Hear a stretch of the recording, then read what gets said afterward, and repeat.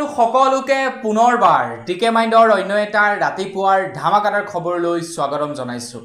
অন্য দিনাৰ দৰে আজিও আপোনালোকৰ বাবে দিনটোৰ কেইবাটাও গুৰুত্বপূৰ্ণ খবৰ লৈ আহিছোঁ। ভিডিঅ'ৰ প্ৰথমৰ পৰা শেষলৈকে চাই থাকিব। আগবাইছোঁ আজিৰ প্ৰথম খবৰটোৰ ফালে। প্ৰথম খবৰটো ওলাইছে ডাকঘৰৰ পৰা। আপোনালোকৰ বাৰু ডাকঘৰত একাউণ্ট আছে নে নাই কমেণ্ট ছেকশ্যনত জনাব।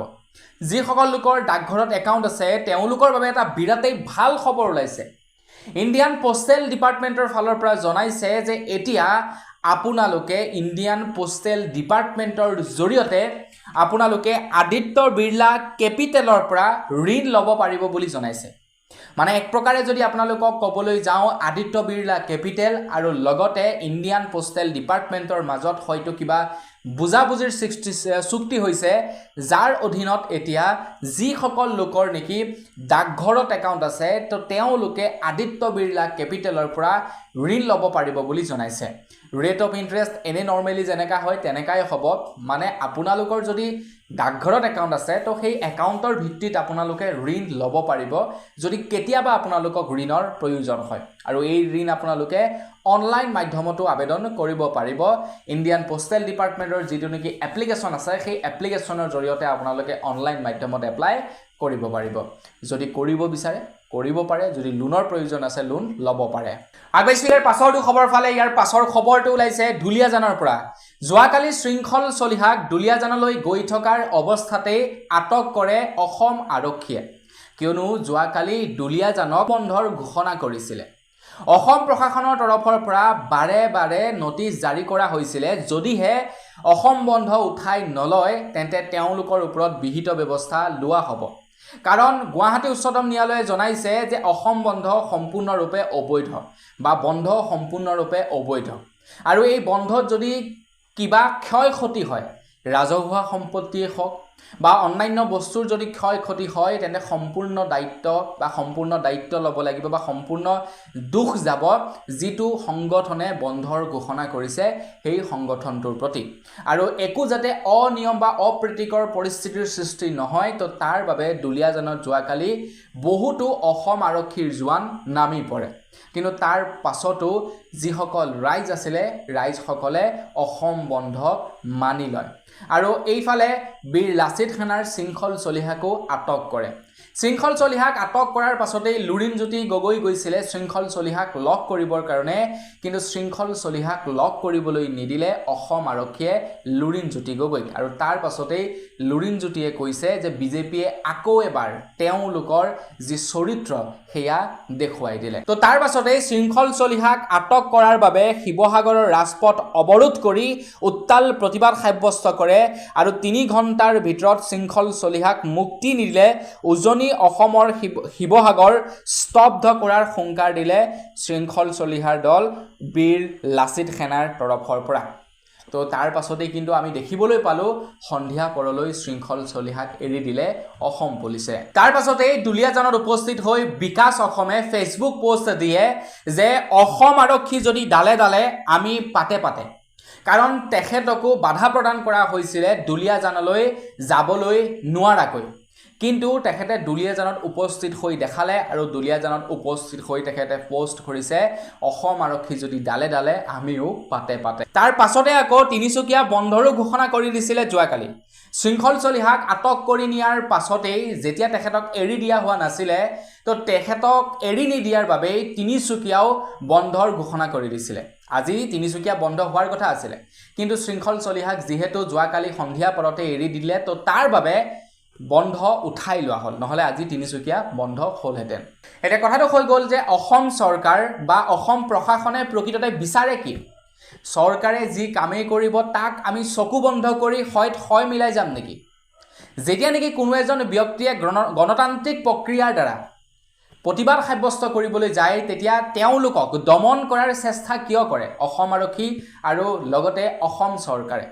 গণতান্ত্ৰিক প্ৰক্ৰিয়াৰ দ্বাৰা তেওঁলোকে প্ৰতিবাদ সাব্যস্ত কৰিছিলে যে সেই ছোৱালীগৰাকী, যিগৰাকী ছোৱালীয়ে নেকি অসমীয়া জাতিটোক অপমান কৰিছিলে, সেই ছোৱালীগৰাকীক এৰেষ্ট কৰিব লাগে, তেখেতক জেলৰ ফ্ৰী ভাত খুৱাব লাগে।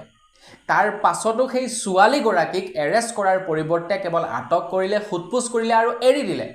কিন্তু যিসকলে নেকি দাবী উত্থাপন কৰিছিলে অসমীয়া জাতিটোৰ স্বাৰ্থত তেওঁলোকক ধৰি নিয়া হ'ল, তেওঁলোকক প্ৰতিবাদ কৰিবৰ কাৰণে ৰখোৱা হ'ল। তো একজেক্টলি এইখন একচুৱেলি অসমখন হয় কাৰ?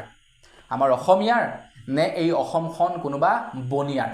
ইয়াক লৈ এতিয়া মোৰ অকণমান মাইণ্ডত কনফিউজনৰ সৃষ্টি হৈছে। আপোনাৰো কনফিউজনৰ সৃষ্টি হৈছে নেকি? কমেণ্ট ছেকশ্যনত জনাব।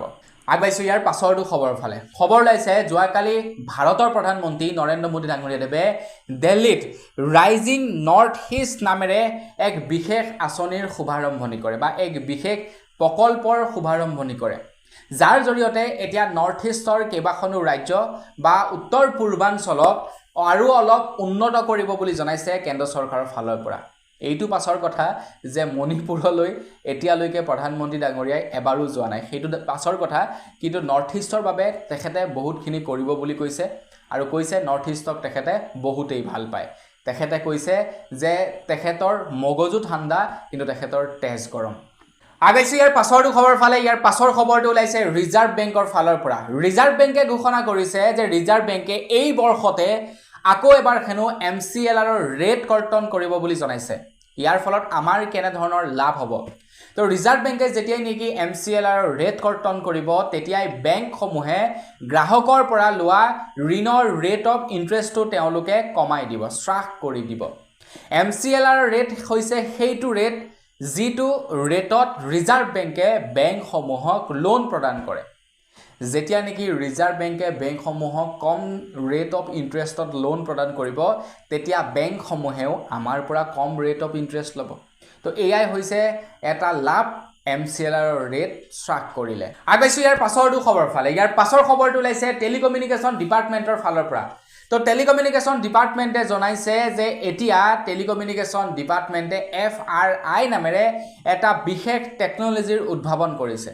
এই টেকন'লজিটোৰ সম্পূৰ্ণ অৰ্থ হৈছে ফাইনেন্সিয়েল ফ্ৰড ৰিস্ক ইণ্ডিকেটৰ। তো এই টেকন'লজিটোৰ সহায়ত এতিয়া কোনো ব্যক্তিয়ে যদি একেটা মোবাইল ফোন ব্যৱহাৰ কৰি কোনো ব্যক্তিক যদি স্কেম কৰে তেনেহ'লে এতিয়া চিমৰ পৰিৱৰ্তে মোবাইল ফোনটোক ডিটেক্ট কৰিব। ধৰি লওক মই এই মোবাইল ফোনটো ব্যৱহাৰ কৰি মই আপোনাক স্কেম কৰিলোঁ 500 টকা, 1000 টকা বা 2000, 3000 কিবা এটা স্কেম কৰিলোঁ।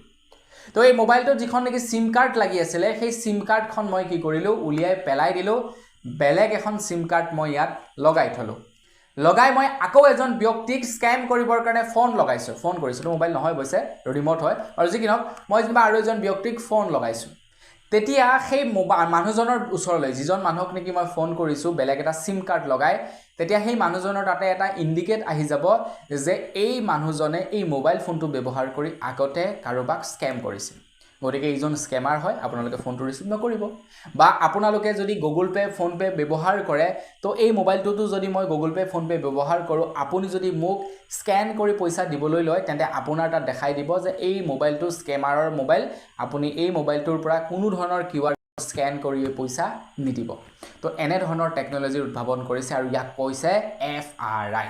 আগবাইছোঁ ইয়াৰ পাছৰটো খবৰ ফালে। গৌতম আদানীয়ে ঘোষণা কৰিছে যে উত্তৰ পূৰ্বাঞ্চলত অনাগত 10 বছৰত তেখেতে প্ৰায় 50,000 কোটি টকাৰ বিনিয়োগ কৰিব বুলি জনাইছে। 50,000 কোটি টকাৰ বিনিয়োগ কৰিব। এতিয়া কেনেকুৱা ধৰণৰ কি প্ৰকল্প খুলিব নাজানো, আৰু আমাৰ অসমত এটা মেগা প্ৰজেক্ট খোলাৰ কথা শুনি আছোঁ ছ'লাৰ পেনেলৰ। তো সেইবিলাকতো হয়তো তেখেতলোকে ইনভেষ্টমেণ্ট কৰিব পাৰে। অকল অসমতেই নহয়, গোটেই উত্তৰ পূৰ্বাঞ্চলতেই প্ৰায় 50,000 কোটি টকাৰ ইনভেষ্ট কৰিব গৌতম আদানীয়ে। তো গৌতম আদানী যদি এই পদক্ষেপক ভাল পাইছে লাইক এটা কৰি থৈ যাবলৈ নাপাহৰিব। আগবাইছোঁ ইয়াৰ পাছৰটো খবৰ ফালে। আমাৰ অসমত আহি আছে বিধানসভা নিৰ্বাচন। তো বিধানসভা নিৰ্বাচনৰ পূৰ্বেই নিৰ্বাচন আয়োগৰ তৰফৰ পৰা প্ৰায় 18টাকৈ নিয়ম জাৰি কৰিছে। নিৰ্বাচন আয়োগে কৈছে যে এতিয়াৰে পৰা এটা ভোট কেন্দ্ৰত কেৱল 1200 ভোটাৰেহে ভোট দিব পাৰিব। এটা ভোট কেন্দ্ৰত কেৱল 1200 ব্যক্তিহে থাকিব পাৰিব। এতিয়াৰে পৰা কলনীসমূহত অত্যাধিক ভোট কেন্দ্ৰ বৃদ্ধি কৰি দিয়া হ'ব বুলি জনাইছে। যেতিয়া নেকি মানুহ ভিৰ হয়, মানুহ ভিৰ হোৱাৰ লগে লগে হাই হুলস্থুল হয়। হাই হুলস্থুল হোৱাৰ বাবে ভোটৰ খেলিমেলি হোৱাৰ চান্স থাকে। তো সেইবাবে কৈছে যে এটা ভোট কেন্দ্ৰত এতিয়াৰে পৰা কেৱল 1200 লোকেহে ভোট দিব। তাতকৈ যদি বেছি মানুহ থাকে তেওঁলোকৰ বাবে বেলেগ ভোট কেন্দ্ৰ বাছি দিয়া হ'ব আগবাইছো ইয়াৰ পাছৰটো খবৰ ফালে ইয়াৰ পাছৰ খবৰটো ওলাইছে অৰুণাচল প্ৰদেশৰ পৰা অৰুণাচল প্ৰদেশত নিৰ্মাণ কৰি থকা হৈছে 11,000 মেগাৱাটৰ এটা বিশেষ জলবিদ্যুৎ প্ৰকল্প আৰু সেই জলবিদ্যুৎ প্ৰকল্পৰ যোৱাকালি প্ৰতিবাদ সাব্যস্ত কৰা দেখিবলৈ পোৱা গ'ল অৰুণাচলবাসীয়ে আৰু অৰুণাচলবাসীক ৰোধ কৰিবৰ কাৰণে আহিছিলে অৰুণাচল পুলিচ অৰুণাচলবাসীয়ে অৰুণাচল পুলিচক উভতি ধৰিলে যে আমি কি পাকিস্তানৰ মানুহ নেকি আমি অৰুণাচলৰ মানুহ নহয় নেকি অৰুণাচলৰ মানুহবিলাকৰ এই বস্তুটোৱে মানে ভাল লাগে তেওঁলোক বিৰাটেই ষ্টেট ফৰৱাৰ্ড তেওঁলোকে কথা কোৱাৰ ক্ষেত্ৰত বিৰাটেই ষ্টেট ফৰৱাৰ্ড আৰু বুধ হয় অৰুণাচলবাসীয়ে যদি এবাৰ উঠাই দিলে এই প্ৰশ্নটো যে আমি এই মেগা প্ৰকল্প হ'বলৈ দিওঁ বুধ হয় চাগে তাত আৰু কাৰো সাহস নাই মেগা প্ৰকল্প বহাবৰ কাৰণে আগবাইছো ইয়াৰ পাছৰটো খবৰ ফালে ইয়াৰ পাছৰ খবৰটো ওলাইছে জম্মু কাশ্মীৰৰ পৰা খবৰ ওলাইছে জম্মু কাশ্মীৰৰ প্ৰাক্তন ৰাজ্যপাল সত্যপাল মালিকৰ বিৰুদ্ধে CBIৰ অভিযোগনামা দাখিল খবৰ লোৱা অনুসৰি জম্মু কাশ্মীৰৰ কিৰু হাইড্ৰ ইলেক্ট্ৰনিক প্ৰজেক্টৰ সৈতে জড়িত দুৰ্নীতিৰ গোচৰত দাখিল এই অভিযোগনামা সত্যপাল মালিকৰ 2 ব্যক্তিগত সচিব আন 4জন ব্যক্তিৰ বিৰুদ্ধেও দাখিল কৰা হৈছে এতিয়া CBIৰ কবলত পৰিব পাৰে জম্মু কাশ্মীৰৰ প্ৰাক্তন ৰাজ্যপালগৰাকী আগবাইছো ইয়াৰ পাছৰটো খবৰ ফালে ইয়াৰ পাছৰ খবৰটো ওলাইছে যোৰহাট আৰু মাজুলী সংযোগী দলঙৰ ওপৰত তো যোৰহাট আৰু মাজুলী সংযোগী দলংখনৰ কাম প্ৰায় চলি আছে বুলি ক'ব পাৰি আনফালে লখিমপুৰ আৰু মাজুলী সংযোগী দলংখনৰ কাম প্ৰায় শেষ হ'ল বুলি ক'লেও বেয়া নহ'ব ইফালে মাজুলী আৰু যোৰহাট সংযোগী দলংখনৰ কাম আৰম্ভ হৈ আছে তো সেই সময়তে খবৰ ওলাইছে যে যোৰহাট মাজুলী সংযোগী দলং নিৰ্মাণৰ বাবে আহ্বান নিৰ্বিদাৰ বৃহস্পতিবাৰে কেন্দ্ৰীয় পথ পৰিবহণ মন্ত্ৰালয়ে আহ্বান জনাই নিৰ্বিদাৰ প্ৰায় 6.51 কোটি টকাৰ নিৰ্মাণ হ'ব এই দলংখন 6.18 কিলোমিটাৰ দৈৰ্ঘ্যৰে নিৰ্মাণ কৰা হ'ব এই 2 লেনযুক্ত দলংখন ফাইনেলি মানে হ'বলৈ গৈ আছে আৰু মানে সেই সৰ্বানন্দ সোণোৱাল ডাঙৰীয়াৰ দিনৰে পৰা শুনা পাই আহিছোঁ যে দলং হ'ব 2-3 বাৰ হয়তো চাগে আধাৰশিলাও স্থাপন কৰিলে কিন্তু ফাইনেলি হ'বগে মানে হ'ব আৰু ৰাস্তাটো হ'ব যেন লাগিছে আগবাইছো ইয়াৰ পাছৰটো খবৰ ফালে ইয়াৰ পাছৰ খবৰটো ওলাইছে গুৱাহাটী বিশ্ববিদ্যালয়ৰ পৰা খবৰ ওলাইছে গুৱাহাটী বিশ্ববিদ্যালয়ৰ তেনেই কাষতে এখন সুৰাৰ বিপণীৰ নিৰ্দেশনা বা সুৰাৰ বিপণীৰ খুলিবৰ কাৰণে অনুজ্ঞাপত্ৰ দিলে আবকাৰী বিভাগে আৰু ইয়াৰ প্ৰতিবাদ কৰা দেখিবলৈ পোৱা গৈছে যোৱাকালি কটন কলেজৰ ছাত্ৰ একতা তৰফৰ পৰা খবৰ লোৱা অনুসৰি গুৱাহাটী বিশ্ববিদ্যালয়ৰ কাষতে সুৰাৰ বিপণী খোলাৰ অনুমতি প্ৰদান আবকাৰী বিভাগৰ সিদ্ধান্তক তীব্ৰ বিৰোধিতা গুৱাহাটী বিশ্ববিদ্যালয়ৰ স্নাতকোত্তৰ ছাত্ৰ সন্থাৰ তো এই কামটো কৰিব নালাগিছিলে আবকাৰী বিভাগে মোৰ বোধ হয় হয়নে নহয় এখন কটন কলেজৰ নামটো তেনেই সুকীয়া আমাৰ অসমতে গতিকে তেনেকুৱা এখন বিশ্ববিদ্যালয়ৰ তেনেই কাষতে সুৰাৰ বিপণী খুলিবলৈ দিয়াটো তেনেই লজ্জাজনক কথা বা তেনেই নিম্ন কাম কৰিছে আবকাৰী বিভাগে গতিকে এইটো কৰিব নালাগিছিলে ইমান দিনৰ পৰা যিহেতু নাছিলে তেনেহ'লে থাকিবলৈ দিব নালাগিছিলে যেনেকৈ নেকি মাজুলীত মদৰ দোকান নাই তো মাজুলীখনত আপোনালোকে বিচাৰি যাওক এখনো মদৰ দোকান নাপায় তো গতিকে মাজুলীত যদি হঠাতে মদৰ দোকান খুলিবলৈ দিয়া যায় মাজুলীৰ সেই সভ্যতা হয়তো ক'ৰবাত নহয় ক'ৰবাত হেৰাই যাব মানুহবিলাকৰ মাতাল লাগি গতিকে ঠিক তেনেকৈ গুৱাহাটী কটন মানে বিশ্ববিদ্যালয়ৰ কাষতো এনেধৰণৰ মদৰ দোকান খুলিবলৈ দিয়াটো খুবেই মানে গৰিহণাযোগ্য কাম আগবাইছো ইয়াৰ পাছৰটো খবৰ ফালে আপোনালোকে বাৰু ওলা আৰু উবেৰত কেতিয়াবা যাত্ৰা কৰি পাইছেনে নাই পোৱা কমেণ্ট ছেকশ্যনত জনাবচোন ওলা উবেৰৰ আজিকালি ছিষ্টেমবিলাক অকণমান আপডেট কৰিছে মই বহুত বছৰেই হ'ল ওলা উবেৰত মানে ট্ৰাই কৰিছিলোঁ আৰু কেনেকুৱানো তেওঁলোকৰ ছাৰ্ভিচ তো এতিয়া বহুতো নিয়ম চেঞ্জ কৰিছে তো ওলা উবেৰলৈ এতিয়া মানৱ সেৱা পৰিক্ৰমা মন্ত্ৰালয়ৰ তৰফৰ পৰা তেওঁলোকলৈ জাননী জাৰি কৰিছে মানে গ্ৰাহক সেৱা পৰিক্ৰমা মন্ত্ৰীৰ তৰফৰ পৰা তেওঁলোকলৈ জাননী জাৰি কৰিছে তো তেওঁলোকে বৰ্তমান তেওঁলোকৰ এপছত অকণমান আপগ্ৰেড কৰি দিছে তো তেওঁলোকে কি কৰে আপুনি যেনিবা কিবা এটা ৰাইড বুক কৰিলে ৰাইড বুক কৰাৰ পাছত ৰাইডটো কমপ্লিট নহওঁতেই আপোনালোকে ড্ৰাইভাৰজনক টিপ দিব পাৰে যে ড্ৰাইভাৰজনৰ মোৰ মানে ছাৰ্ভিচটো কেনেকুৱা লাগিল আৰু সেই টিপ দিয়া বটনটো একদম প্ৰথমতেই দেখাই দিয়ে ওলা আৰু উবেৰে যাতে ড্ৰাইভাৰবিলাকক টিপ দিব পাৰে মানুহে তো ইয়াৰ বাবে এতিয়া গ্ৰাহক সেৱা পৰিক্ৰমা মন্ত্ৰালয়ে তেওঁলোকলৈ নটিচ জাৰি কৰি দিছে যে তোমালোকে গ্ৰাহকক প্ৰেছাৰাইজ কৰিব নোৱাৰিবা টিপ দিবৰ কাৰণে আৰু এটলিষ্ট প্ৰথমত তোমালোকে সেই বস্তুটো দেখাব নোৱাৰা যেতিয়া নেকি ৰাইডটো বুক কৰে ৰাইডটো একচেপ্ট কৰাৰ লগে লগে তোমালোকে দেখাব নোৱাৰিবা টিপ দিবৰ বাবে তো টিপটো একেবাৰে শেষত দিয়া যায় ভাল পালে বেয়া পালে ফিডবেকৰ নিচিনা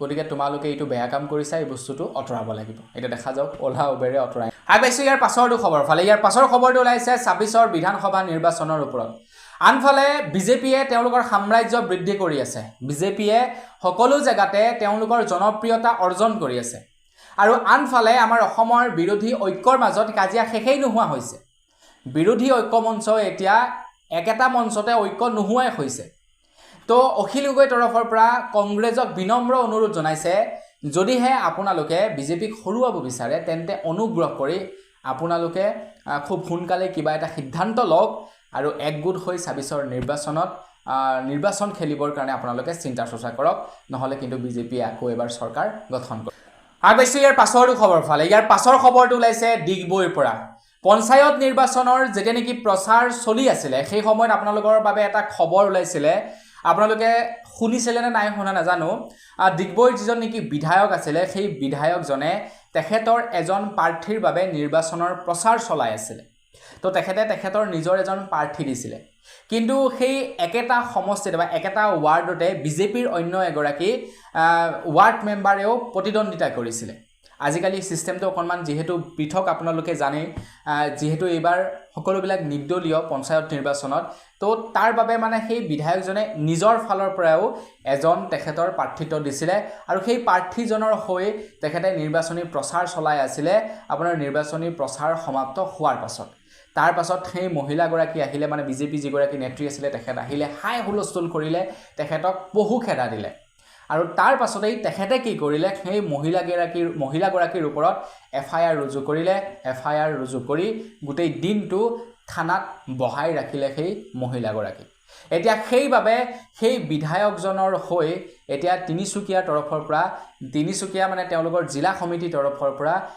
দিলীপ ডাঙৰীয়ালৈ এখন পত্ৰ প্ৰেৰণ কৰিছে আৰু সেই পত্ৰৰ জৰিয়তে জনাইছে যে বিজেপিৰ বিধায়কজনে যিটো নেকি কাম কৰিলে সেই কামৰ জৰিয়তে বিজেপিৰ যি নেকি সাংগঠনিক ভেটি বা আগন্তুক নিৰ্বাচনত ইয়াৰ বেয়া প্ৰভাৱ পৰিব পাৰে তো ইয়াৰ পৰা এইটোৱে হয়তো খাটাং যে নেক্সট আপোনাৰ ইলেকশ্যনত তেখেতে টিকেট চাগে নাপাব আগবাইছো ইয়াৰ পাছৰটো খবৰ ফালে ইয়াৰ পাছৰ খবৰটো ওলাইছে আমেৰিকাৰ হাৰ্ভাৰ্ড বিশ্ববিদ্যালয়ৰ পৰা তো এই বিশ্ববিদ্যালয়ত এতিয়া কেৱল আমেৰিকান লোকসকলেহে পঢ়িব পাৰিব আমেৰিকাৰ বাহিৰৰ ল'ৰা ছোৱালীবিলাকে এতিয়া পঢ়িব নোৱাৰিব বুলি জনাইছে তো হাৰ্ভাৰ্ড ইউনিভাৰ্চিটি আৰু লগতে ডোনাল্ড ট্ৰাম্পৰ মাজত কিছু মানে বাক বিতৰ্ক হৈ আছিল মানে তেওঁলোকৰ মাজত অকনমান কিবা এটা খেলিমেলি চলি আছিল আৰু যি খেলিমেলিৰ অন্তত ডোনাল্ড ট্ৰাম্পে এই সিদ্ধান্ত লৈছে এতিয়া বহু ভাৰতীয়ও যায় তাত পঢ়িবৰ কাৰণে অকল ভাৰতীয়ই নহয় বহুতো দেশ বিদেশৰ পৰা মানুহ যায় পঢ়িবৰ কাৰণে কিন্তু ডোনাল্ড ট্ৰাম্পে কি কৰি দিছে সম্পূৰ্ণৰূপে বন্ধ কৰি দিলে কেৱল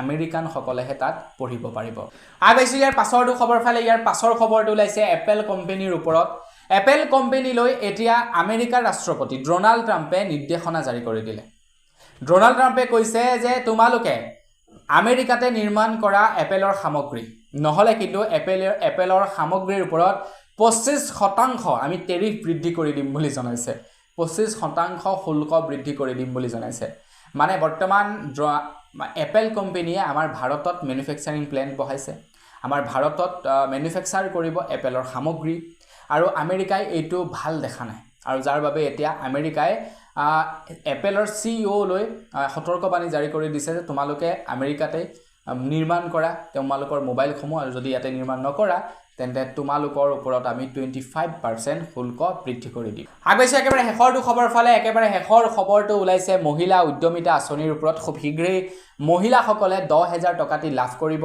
ইতিমধ্যে ট্ৰেইনিঙৰ পৰ্যায় চলি আছে প্ৰত্যেকখন ডিষ্ট্ৰিক্টে আমাৰ অসমত তো তাৰ লগে লগে অসমৰ মুখ্যমন্ত্ৰী ডক্টৰ হিমন্ত বিশ্ব শৰ্মাদেৱে ঘোষণা কৰিছে যে সেই মহিলাসকলক যিসকল মহিলাই নেকি 10,000 টকাটো পাব তো তেওঁলোকে যি বিজনেছ কৰিব তো সেই বিজনেছত তেওঁলোকক অগ্ৰগতি কৰিবৰ কাৰণে প্ৰায় 100 পৰা 150 গৰাকী মহিলাক নিযুক্তি প্ৰদান কৰিব আৰু সেই মহিলাসকলে তেওঁলোকক সহায় কৰিব সেয়াই নহয় তাৰ লগতে সেই মহিলাসকলে কেঁচা মাল বা সামগ্ৰীসমূহ ক'ত বিক্ৰী কৰিব পাৰিব কেনেকৈ মানে ফলপ্ৰসূ হ'ব সেই সম্পৰ্কত তেওঁলোকক এতিয়াৰে পৰা নিৰ্দেশনা প্ৰদান কৰিব বুলি জনাইছে মানে সহায় কৰিব বুলি জনাইছে আৰু এই কথা জনাইছে অসমৰ মুখ্যমন্ত্ৰী ডক্টৰ হিমন্ত বিশ্ব শৰ্মাদেৱে আপুনিও বাৰু 10,000 টকাটো পাব নেকি আৰু কি কৰিম বুলি আপোনালোকে বাৰু ট্ৰেইনিংটো ল'লে কমেণ্ট ছেকশ্যনত জনাব তো বন্ধু বান্ধৱীসকল বছ আজিৰ ভিডিঅ'ত জনাবলগীয়া খবৰ ইমানকেইটাই আছিলে খবৰকেইটা জানি আপোনালোকৰ কেনে লাগিলে কমেণ্ট ছেকশ্যনত জনাব যদি ভাল লাগিলে লাইক এটা কৰিব চেনেলটো ছাবস্ক্ৰাইব কৰা নাই ছাবস্ক্ৰাইবটো কৰি ল'ব পুনৰ এটা লগ পোৱাৰ সাজলৈ বিদায় মাগিছোঁ ধন্যবাদ জয় অসম